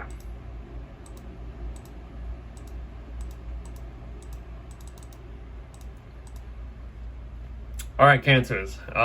Solar eclipse happening in your 4th house. So things to do with like your home life, family and stuff like that.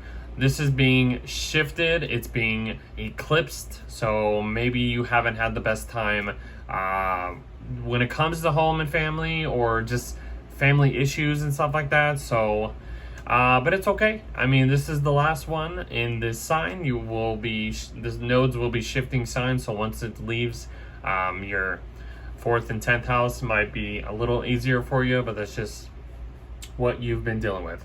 So yeah, home life, family, your property, mother figures in general, Your intuition, your maternal instincts, it's just, that's the focus at this time because all these planets are in your 4th house. Okay, next thing happening is Mars is going into shadow in your 1st house. So Mars being in your 1st house of Cancer probably has probably given you a lot more energy, or maybe a little bit of energy, but has felt kind of uncomfortable doing anything. And like trying to present yourself and going after just certain things. Mars is in its fall in your sign of Cancer. But Mars will come back to this spot in like the end of February of next year. So just kind of prepare and understand that the momentum is going to start to slow down of, what direction you were trying to present yourself. Maybe you've had more passive aggressive moments, very emotional intensity, kind of trying to express yourself, but maybe lashing out instead of like really understanding what you're doing. But yeah, so that's going to be uncomfortable, but it's okay. I mean, you might have to deal with some uncomfortability, but like I said, you'll be okay. Certain things have to happen. Maybe you have to do things outside of your comfort zone that you don't want to do. That's kind of what I can say about that. And then Jupiter will eventually go retrograde in your 12th house. So whatever growth and abundance that you have been basically benefited when it comes to, 12th house themes, spirituality, your mental health, what's behind the scenes and going on behind there, you don't really know, but there, something's good, in the subconscious spiritual realm. Maybe, you've been isolated or gaining a lot more information when it comes to like isolation or just, releasing old things and stuff like that. This will be the time to just, implement these, go back over and review all these new ways of how you've been benefited in growth. A lot of information, but it'll be okay. Focus on spiritual things, that's what I would say. And then Pluto will eventually go stationed retrograde. Is it that? Yeah. Well, it's that, and then Mercury goes into 5th house. So Pluto stationing direct, I should say, in your 7th house. So relationships are being finalized at this time. Maybe you've dealt with a lot of like uncomfortable, like deep relationship connections with other people, but this is just the final solution. Pluto's gonna leave your relationship signs, go into a much deeper connection, a deeper house, an 8th house for you. But yeah, it's okay. Your relationships are probably still button heads, dealing with oppositions, Cancers. It's okay. We're almost done with this. Just give it about a month or two, or within the next couple months, Pluto will leave. And then you gotta get past this Mars retrograde as well too. So hang in there, Cancers. That's all I can say. And take care of yourself like you normally do, because Cancers are the best to take care of themselves. Mercury going into your 5th house might feel a little better. It'll, flow a little easier for you. It's in a water sign, followed by, Venus being in here too. You're focusing on, your creative side, focusing on things to do to feed your inner child or work with with children and stuff like that. Maybe focusing on hobbies or pleasures or being romantic with people and stuff like that. So that's kind of what's going on, and it's going to be a continuation of these 5th house themes over this next month. Next thing, full moon in Aries. Not going to be the best full moon. Really not going to be the best full moon. Squaring Mars and Cancer. So, home life, public life, who you are. Clashes. There's going to be some clashes to do with like this public life, who you are, and maybe home life and family members and stuff like that. Drama in the home, drama at work, maybe just drama with you. Just take it easy, guys. It's all good. It'll be fine. Venus will enter Sag in your 6th house. It's kind of being a little bit exploring the realms of servicing, your work life. You might be valuing, a little bit of easier connections when it comes to coworkers. Maybe just trying to explore, like I said, little different things, different ways of servicing yourself or other people. Taking care of like pets, any injuries and stuff like that. It might be a little bit better and easier to handle. So that should be somewhat good. And then the sun goes into Scorpio. And then this is a continuation of this 5th house themes, hobbies, passions, your bucket list items and stuff like that. romance. Might be a little easier because it's in water signs, so it might tone down the heaviness that we will be dealing with. But it's okay. We'll get through it. Leos. Oh, Leos. I'm just kidding. Nothing bad's happening to Leos. Where are we at? Oh, wait. Okay. Wrong way. Okay. Leos. So, solar eclipse happening in your third house. So, everything's in your third house. Maybe your siblings or stuff to do with your immediate environment has felt kind of draining in a way, or you've been dealing with a lot more past situations, but this is the last eclipse that you will be experiencing in this sign. So maybe it's okay. Maybe you've been traveling and embracing this North Node in Aries, this, maybe you've been feeling more passionate and fiery going out there into the world. But what we're dealing with right now is in your immediate environment. So there's maybe things you might have to address, with siblings, maybe your car, stuff to do with like writing projects or education or something like that. So that's kind of the focus there.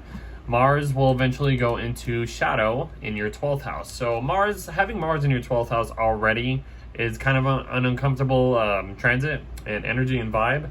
Having Mars in the sign of a fall is another level of uncomfortability and stuff like that.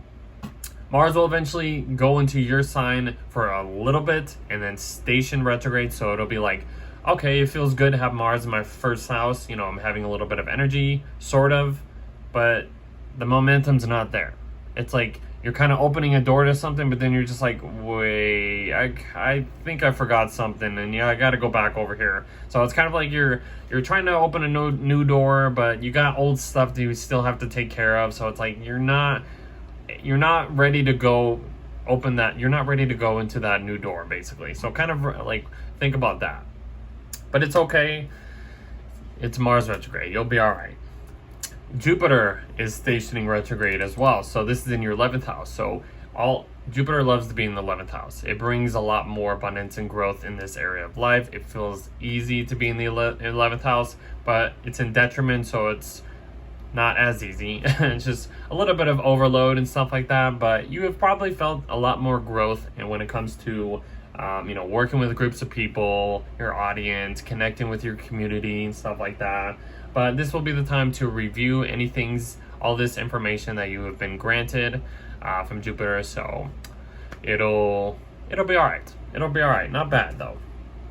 And then Mercury will go into your 4th house and Pluto will station direct. So Mercury going into your 4th house is just focusing on your, the emotional side, your maternal instincts, maybe focusing on more family and home matters and stuff like that. Having Venus here, you might have been just redecorating around your home and stuff like that. That's just kind of Venus in the 4th house. And then Pluto stationing direct in your 6th house is probably going to feel a lot better. Your work, the way you serve, any health issues and stuff like that you've been dealing with has probably, been addressed to its most maximum point. Even if it's been this very underneath, dark thing that you really didn't want to deal with. I think Pluto is eventually trying to, say, hey, we're done with this. We've been through the harshest of times and stuff like that. It's time to move on. Maybe there's been a lot more healing happening since Pluto's been traveling through this and you've been taking care of your health. Maybe your health will be eventually a lot better. And then we get to the full moon in Aries, wherever that's at. Okay, right here. So the full moon Aries, like I've been mentioning, it's not going to be easy. This is in your 9th house, so this is, it's lighting up your 9th house of, travel, religion, foreign things, legal matters and stuff like that. Sun's in your 3rd house, and they're both squaring Mars in your 12th. So something to do with your immediate environment, neighbors, siblings, and what you are trying to learn, what you are wanting to go beyond, explore and stuff like that. It's coming into a T-square with Mars in this behind the scenes kind of vibe to it. So yeah, there's going to be a lot of passive aggressiveness, a lot of internal emotional intensity involving this. So it might not be the easiest transit, but it'll be okay eventually. Then Venus will light up some more fire for you, Leos, and that's going to feel good. It's entering your 5th house. Venus loves to be in the 5th house. Yeah, this is just valuing more pleasures, valuing more playfulness, hobbies, your inner child and stuff like that. That's kind of what you are going to be enjoying, and it will be enjoyable once Venus goes into this house. And then the Sun will enter Scorpio, 4th house, continuing this home matters, home base, family situation, focusing on all this stuff. So that's kind of how the month will end up being for you. Virgos, it's up to you now. Okay. So everything's happening in your 2nd house of Libra. This is just kind of, you're having another eclipse in this sign in your financial house. What's been supporting you, your security, possessions, priorities, stuff like that. That has been the main focus for you. And it's continuing having this eclipse in this 2nd house for you. So maybe it's felt a little draining. Maybe you felt like you've just been losing lots of money, maybe. But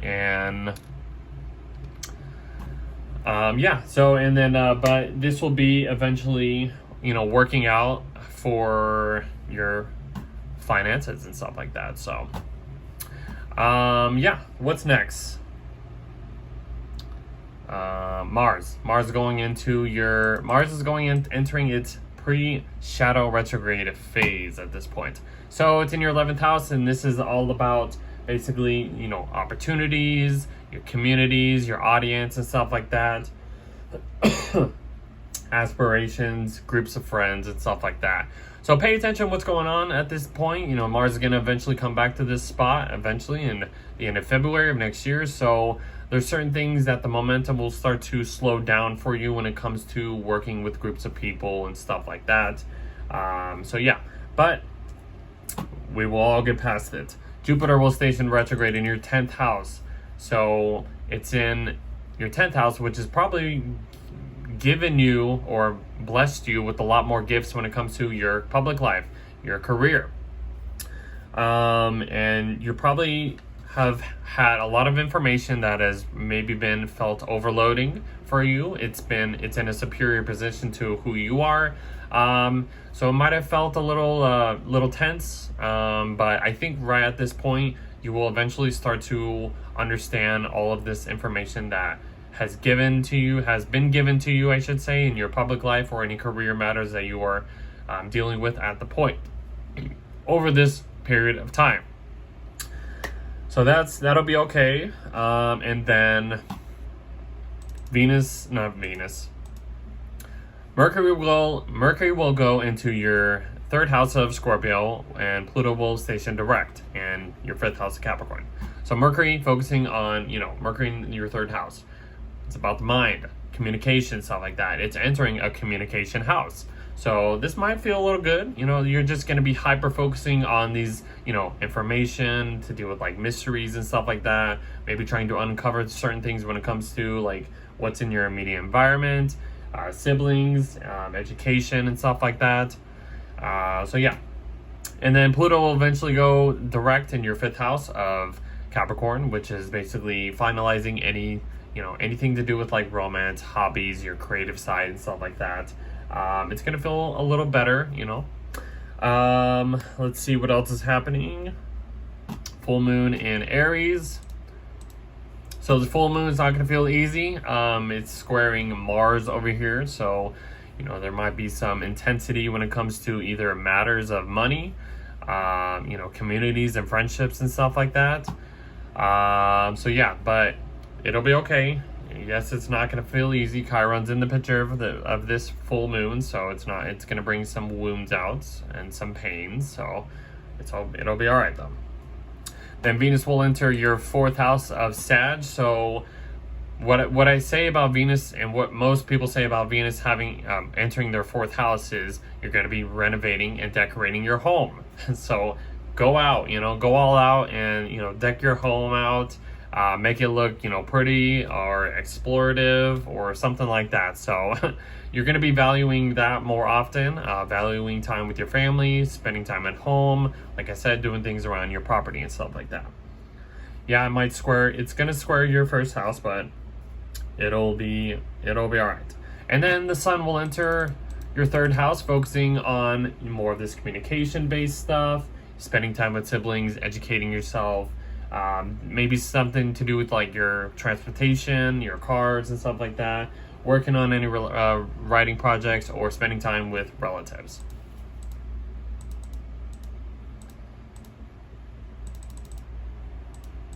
All right, Libras, this is you. This eclipse is happening in your first house of Libra. So yes, the South Node having in your first house probably has felt a lot draining, but having the North Node over here in your seventh house has probably really opened up your relationships, new contracts, or just commitments and stuff like that. So it's really like pushing you to balance out, having other people help you with your needs, or just connecting with other people in general. So yeah, this is the last this is the last solar eclipse in your sign of Libra. So whatever intentions you are starting will eventually improve over time. The nodes will leave your sign, and it might feel a little better for you at that point. But that's next year. But we're getting close to that though, so it's all good. Then Mars will eventually go into its pre-shadow retrograde in your 10th house. So Mars has this superior position over who you are, maybe in your public life or in just your career in general. There's been, felt uncomfortability, doing things outside of your comfort zone, or just you've been doing things that you just don't want to do, but you have to do it. You've been feeling maybe emotional, moody, maybe just kind of like not really, going for it, but just there's a lot of intensity happening in your public life at this point. But Mars will come back to this point, and I think at the end of February, so you'll understand why the momentum dropped, a little bit, why you had to just slow down and stuff like that. So so what's the next? Jupiter is going retrograde in your 9th house. So all this information, all this growth, abundance happening in your 9th house. It's been easy for you, having Jupiter in your 9th house. It's a very easy aspect. But you've been maybe trying to gain a lot more information than you understand. Jupiter is in detriment, so it's kind of maybe hard to really understand all this stuff. But once Jupiter starts going backwards, you'll start to understand, why all this information that you've been gained and stuff like that, because you are being blessed. No matter even if it is difficult or not, you are being blessed and gifted by Jupiter's greatness. And this is in your 9th house. I feel like Jupiter in the 9th is a great position, exploration, traveling and stuff like that, higher education. You'll understand. It's okay though. All right. And then Pluto will station direct, and Mercury will enter your 2nd house. So Pluto going direct, this is finalizing anything to do with your home matters, family issues or whatever has been going on, power struggles and stuff like that. This is finalizing, your home life has probably transformed in a huge way. Maybe you've been dealing with a lot more stuff, digging, uprooting anything to do with uncomfortable situations in your home or with family members and stuff like that. That is eventually, fading. That will eventually fade away once Pluto leaves. Mercury going into your 2nd house of Scorpio is really focusing on your money, basically. It's in a money house, but this is kind of hyper focusing on your priorities, hyper focusing on just what you can secure yourself better with. You're gonna want to invest more into anything that will bring security and just improve your finances as well. Having Venus travel through this point has probably blessed your financial side maybe a little bit.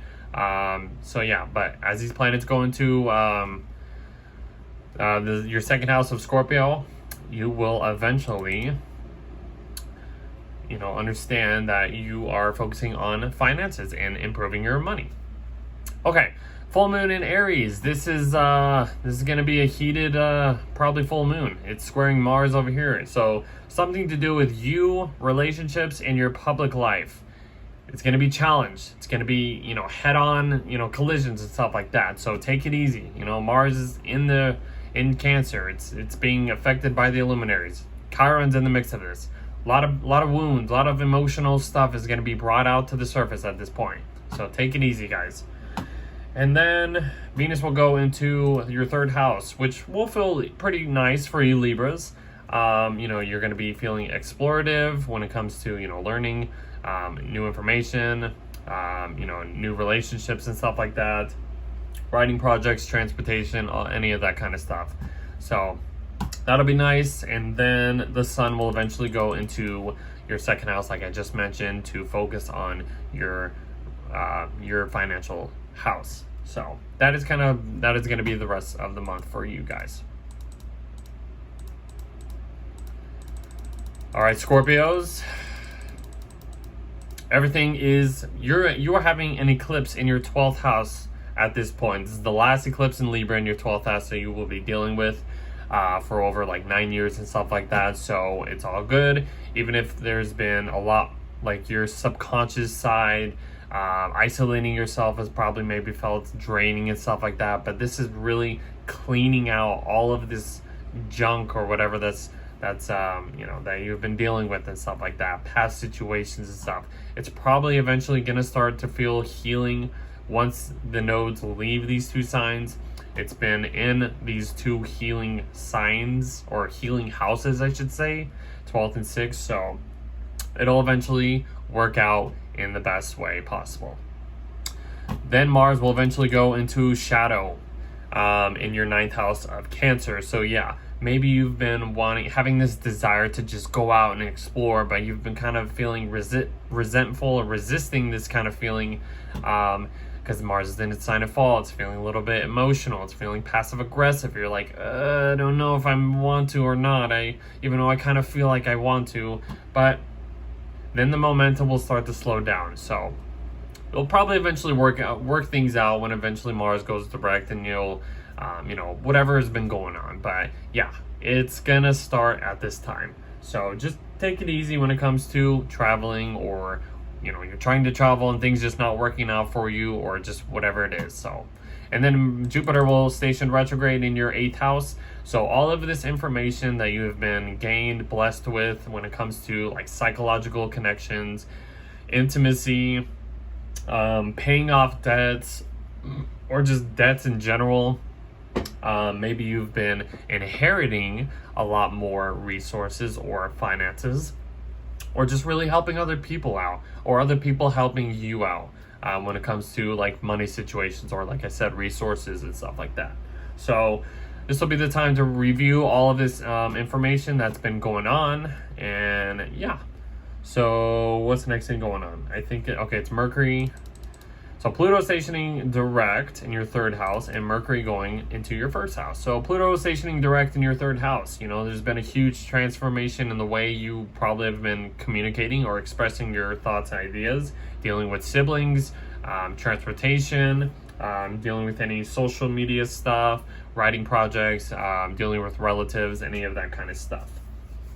Mercury going into your 1st house is just really hyper focusing on your personality and how you are impressing others. You're going to be, expressing your character a little bit more, and it's going to be a little bit more mystery and stuff like that. Venus has been in here beautifying your personality and your character, and the sun will eventually get into your 1st house to give you a lot more energy and to basically embrace, if you are a Scorpio sun or a Scorpio rising, it'll be blessing you over that period of time. Then we get to the full moon in Aries. This is not going to be an easy full moon, guys. Squaring Mars over here, so things to do with like your work, coworkers, your wellness, health issues, mental health, your subconscious, all this stuff. Squaring things in your ninth house position where Mars is at. There's going to be maybe some foreign themes, foreign situations that really just kind of just throw you off, and you have to deal with it and stuff like that. But the energy is going to be high, emotions will be running high at this point, so take it easy at that point. And then Venus goes into Sag in your second house, and you're going to be valuing more, you're going to be exploring this new kind of new ways of receiving security. You're going to be valuing, more, maybe more money. You're going to be probably receiving more money at this point. That's going to be the whole thing. Your work ethic, you're going to be valuing your work ethic, trying new things and stuff like that. Like I said, it's going to be kind of exploring like new, different ways, doing this, doing that over there. Like, it's just, you're kind of all over the place. It's kind of a spiral energy when any planet gets into Sag. So yeah, your finances might be a little bit blessed at this time. Okay, and then the sun goes into your first house. Happy birthday to the Scorpios that are dealing with this. But yeah, you're going to be, maybe you might not have a lot of energy towards, at the beginning of the month, but as the month progresses and goes towards the end of the month, this will bring out more energy for you, and you will be feeling good at that point because it is your season.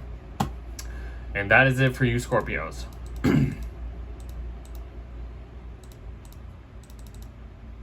All right. Sagittarius, here we go. So everything is in your 11th house of Sag. I'm not Sag. 11th house of Libra for you, Sag. So you're having another eclipse here in your 11th house. 11th house is about friends, communities, audience, opportunities, your dreams and your long-term, goals and stuff like that. So yeah, you are dealing with one last eclipse here. And maybe it's felt a little draining dealing with these topics, but this is transforming the way that you are dealing with these topics. So, should be a little better, should be okay. The North Node has been in your 5th house, and it's been really embracing like this huge change of like doing things on your own. Hobbies are being enhanced, and romance, and your bucket list and inspiration and stuff like that. So that's kind of what's going on there for you. Mars will enter its pre-shadow retrograde in your 8th house. So, Mars in Cancer, especially in the 8th house, has not felt easy for, Sagittarius. I'm a Sag, so I know how I'm like not feeling the best, but I got to deal with it. It is what it is. But Mars coming back to this spot at the end of February, I think of next year, you'll understand that what needed to shift. The shift of being, Mars is in the 8th house. You're trying to pay off debt. You're trying to, inherit more resources, more money or something like that. Or just trying to cut off, new connections and do certain things. Having this desire for like, the taboo, mysterious topics and stuff like that. Or trying to take care of like certain things when it comes to other people stuff. So, I don't know. It's been an emotional time for most Sag. But we'll eventually get past it. Once it goes into Leo, it'll be a little better, and then it'll go back into Cancer, and I'll be like, So, and then your ruler, Jupiter, will station retrograde, I should say, in your 7th house of Gemini. So all of this information when it comes to relationships, contracts, commitments, like even open enemies, if you want to talk about that, marriage, if you want to talk about that as well. This is finally like being like, you're gaining all of this information. You're like, okay, now it's time to review and, basically implement more blessings when it comes to relationships or other people. Because, Jupiter is trying to at least give you more blessings as much as possible, even if it's in a sign of detriment. It's a lot of information, but you will eventually understand what the blessings are once Jupiter kind of finishes this transit. Okay. And then Pluto will station direct in your 2nd house. So finances and values and possessions and all that stuff is being finalized. You will probably eventually feel much better. Your whatever's like your security and what you need is being, you have dug deep. You have done all this subconscious, Pluto stuff when it comes to possessions, finances, resources, and stuff like that. It is finally completing the transit and about to move on. Mercury is going into your 12th house of Scorpio. This is just focusing on, the more hidden parts of life. It's in Scorpio. It's about mysterious, dreamlike fantasy, kind of just outworldly, just going beyond whatever it is. Excuse me. But it's going to be hyper focusing on this stuff like spirituality, astrology, or something like that. Your mental health and how to heal all this stuff. Maybe focusing on addictions and stuff. It could be anything. But that's that. So, okay, let's next. The full moon in Aries. This full moon in Aries is not going to feel easy. It's going to be squaring Mars in your 8th house. So, the sun's in the 11th house, focusing on groups of people. Moon's in the 5th house, focusing on like hobbies, romance, and stuff like that. Squaring Mars in the 8th house. It's all money houses, guys. Like, this is not going to be easy. You might be dealing with some money issues, or just other people's resources and dealing with all that kind of stuff. I don't know. Something's going to pop up there, but not going to be good. It'll be alright though. And then Venus will enter your 1st house. That'll feel good, That'll kind of give you a little bit of a Venus vibe to you. It's going to start to beautify your personality, your character. You're going to be kind of exploring, different ways of impressing others or something like that. So it'll light you up right up because it's in a fire sign and stuff. So that'll be nice. And then the sun will go into your 12th house to focus more on this behind the scenes thing. So yeah, going into the Scorpio might not feel easy, but this is the time of ending old cycles and stuff like that, because once everything goes into your 1st house of Sag, you'll feel a lot better, and you'll be able to have all the energy that you want. All right.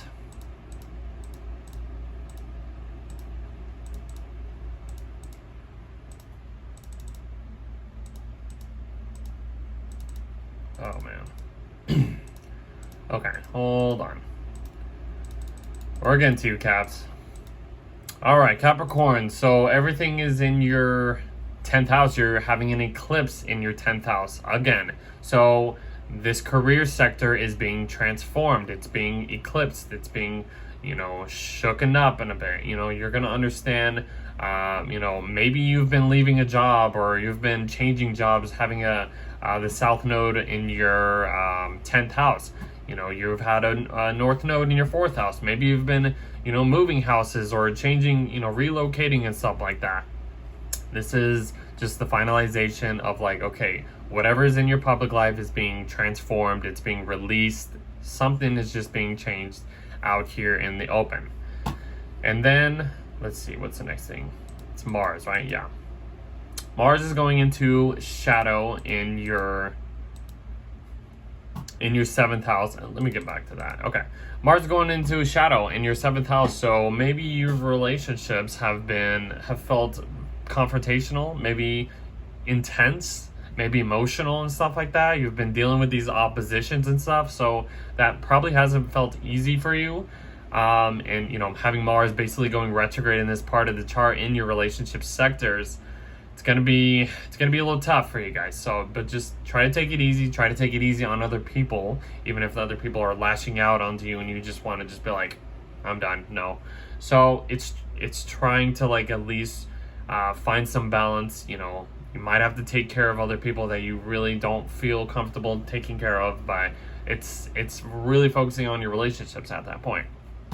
And then Jupiter will station retrograde in your 6th house. So all these blessings and growth and abundance that has been going on in your 6th house of work, how you're servicing yourself and others, and health issues and stuff like that. You're going to start to understand and review anything during this period. And you will eventually, gain the information and blessings that that is required, that Jupiter is trying to give you, just so you can grow through this transit as well. All right. Next thing is Pluto stationing direct, and Mercury goes into your 11th house. So Pluto stationing in your 1st house. Hallelujah, Capricorns. This is probably the time that you've been waiting for. Now Pluto needs to leave. So Capricorns, you've been going through it since 2008. I know it's been a really tough transit, I'm sure, for most Caps. But But yeah, this is the time where Pluto's like, okay, I'm finally done with this. I am on my way out. So that is a good thing for you guys. Mercury goes into your 11th house of Scorpio. This is just hyper focusing on, topics of friendships, your communities, your audience, huge financial gains you'll be probably earning at this point from your career. Just trying to work with people, groups of people, social resources, trying to just kind of focus on all that stuff, maybe meeting new friends at that point. You never know. That can be pretty cool for you. And then what's next? Is it the full moon? It is the full moon. Full moon in Aries. We'll just kind of do this right now. This full moon in Aries is going to be squaring Mars in Cancer over here. So this is not going to feel easy, guys. Relationships already is kind of like being having a pulling opposite energy to you. And then having the luminaries, the sun and moon squaring Mars. Your public life, your home life, and other people going to be clashing with each other. Excuse me. So just try to take it easy at that point, guys. That is not going to feel the best. And then Venus goes into your 12th house. That is going to be, a little easier to maybe handle.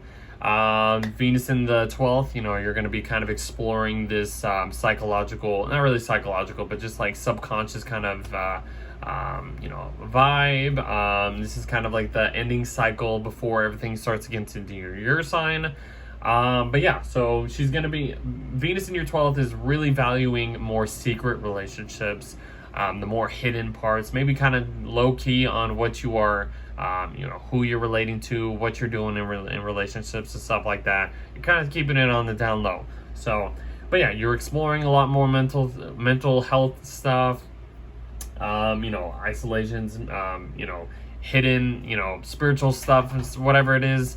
You're going to be probably, valuing all that stuff. So, okay, what's next? And then the sun goes into Scorpio, your 11th house, focusing more on this 11th house point on your chart.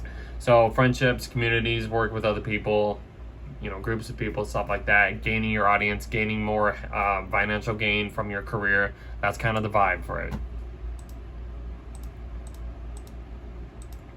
All right, Aquarius, you are next.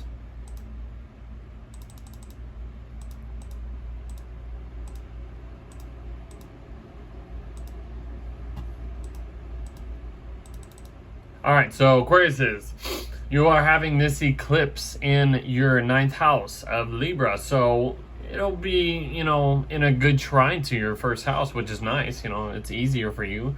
It flows just, the same energy as you do. But yeah, so this eclipse in Libra, yeah, having the south node here probably has felt a little draining. You've been probably dealing with a lot more past situations when it comes to like, traveling, foreign information, or just foreign people, philosophies, legal matters, and stuff like that. But it's being finalized. This is the last eclipse that you will be dealing with in this part of your chart for another like 9 years. So, everything is finalizing at this point. Okay, and then Mars enters its shadow period at 17 degrees of Cancer in your 6th house. So it's in your work house. The way you are serving others, the way you're serving yourself, leases, dealing with physical and health issues, coworkers, supplements, fitness training, and all that stuff. Maybe you've had the desire to just do all these things, but it's felt a little uncomfortable. You might have felt this like resentment or this like impulse of like, oh, should I do this? Should I not do this? But this is going to be retrograde in this period of time. So Mars is going to go into your 7th house of Leo eventually, and then it's going to station retrograde. So it's like, you open this door to, new relationships, new contracts, but there's like, you have more work to do back here. So it's going to just be really focusing on your work. So just take it easy, even if things are a little difficult. And then eventually Jupiter will station retrograde in your 5th house. So all of this information, all of this wealth, I guess you could say wealth, abundance, growth and stuff like that when it comes to, your creative side, any hobbies you've been working on, working with children or just feeding your inner child, pleasures, bucket list items, what you're inspired to do or how you were inspiring other people. This is just going to be the reviewing part of making this more of like a more growth period of time for you. And then Pluto will station direct and Mercury will enter Scorpio. Okay, so Pluto going direct in your 12th house, I guess that's pretty interesting. Pluto's basically on the cusp of going into your sign, so it's not like you haven't had Pluto here before. Pluto's been kind of opening the door to this, to your sign of Aquarius, 1st house, for the past year or so, a couple years I should say. So whatever's been going on in the 12th house though, spiritual stuff, mental health, addictions, isolation, secluding all of this, ending all of these old cycles and stuff like that. This is finalizing all of this kind of stuff. You are moving on from this stuff. Mercury going into your 10th house of Scorpio. This is either going to be really hyper focusing on like having this authoritarian role and you're just, in this position, or this could be somebody else in your public life or career life, having like a superior position over you. But for the most part, it's just going to be really just focusing on, responsibilities, structures, the career, the role you're playing in the public life and all that stuff. So achievements, you're going to be wanting to think about all that kind of stuff. All right, what's next? Full moon. Full moon in Aries, not going to be, hold on. Okay, we'll go here. Full moon in Aries. This is not an easy full moon. I've been saying it for all the 12 signs and even in the overview. Squaring Mars, so something to do with like, your immediate environment, siblings, relatives, your transportation, going opposite the sun in your, 9th house, foreign travel, long distance travel, and then basically squaring your work, Mars in your work house. So something that it's like maybe you're having this desire to, wanting to go out and explore, but you have to deal with some work issues and stuff like that and take care of like some health or whatever problems you're dealing with and stuff like that. And I don't know, it could be something to do with like traveling and work. Just that's all I can think of. And then Venus goes into your 11th house of Sagittarius. So that's going to be fun. It's going to be kind of exploring new friendships, exploring new, opportunities when it comes to your career and what you can gain from your career and stuff like that. So, that'll be fun, kind of having little flings here and there with people, kind of just having a little fun. That's what I would say. And then the sun goes into your 10th house of Scorpio. So just focusing on your career, focusing on achievements, your public life, what you can do. But it can also be somebody having a superior position over you. So that's the only challenge that you may have to deal with. All right, Pisces.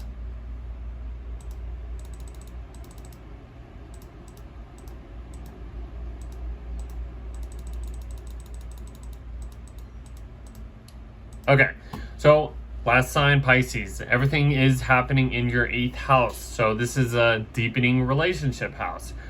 This is focusing on the taboo topics, the mysteries, psychological connections, loans, debts, transformation, inheritance, all that kind of stuff is being eclipsed once and for all. This is the last eclipse you're having in Libra for probably another 9 years from now. So whatever's been maybe felt a little draining when it comes to shared resources or getting deeper with all these relationships and stuff like that, it's being finalized at this point. You've had the North Node in your 2nd house. Maybe you've been really like exploring this new vibe of gaining more resources, or increasing your finances and stuff like that. So yeah, money houses have been, you've been dealing with these money houses. Maybe you've been gaining a lot more money at this time. Okay. Then Mars will enter its pre-shadow retrograde phase in your 5th house.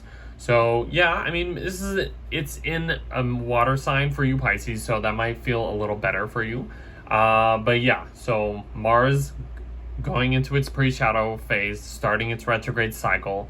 Yeah, it's going to be retrograde in this area of life for you. It'll enter Leo, 6th house, work, stuff like that. It's going to be like, okay, wait, we're going to have to go back and do some other old work that we need to improve before we can get into the 6th house. 5th house, children, creativity, hobbies, pleasures, inspiration. You know, these things are gonna have to change a little bit. Maybe you're shifting your direction or your desires of what you want to chase when it comes to this stuff. And then Jupiter will station direct in your 4th house of Gemini. All this information, all this growth. Maybe you've been maybe gaining a bigger house, or trying to move and, you know, improve your house or whatever. Yes, you will eventually probably end up having a bigger house and growing from any things to do with home matters, family. Maybe your family is increasing, you're getting new family members at this time, you know. Either people are getting married, or people are having new babies, or just, like I said, moving houses, bigger houses. Jupiter in the 4th house represents bigger house, I should say. So you're going to be dealing with this, and you're going to start to have the reviewment of what you can do to earn that growth.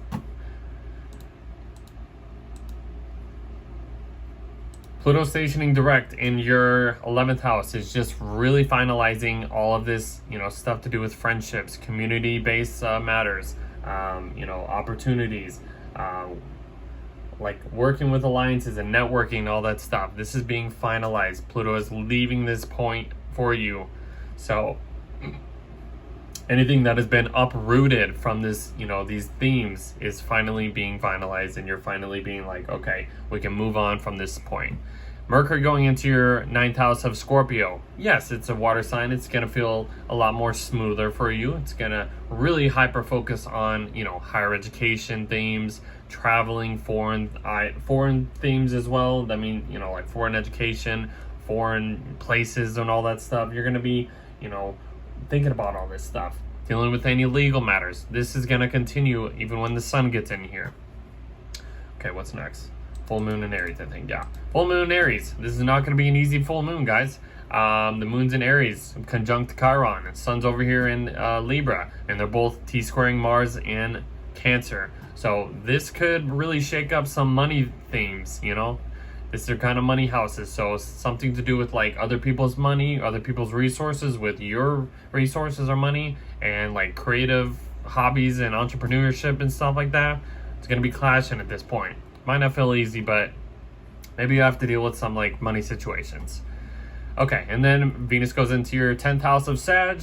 That's pretty fun, It's getting out of Scorpio. I mean, might be a little challenging for you.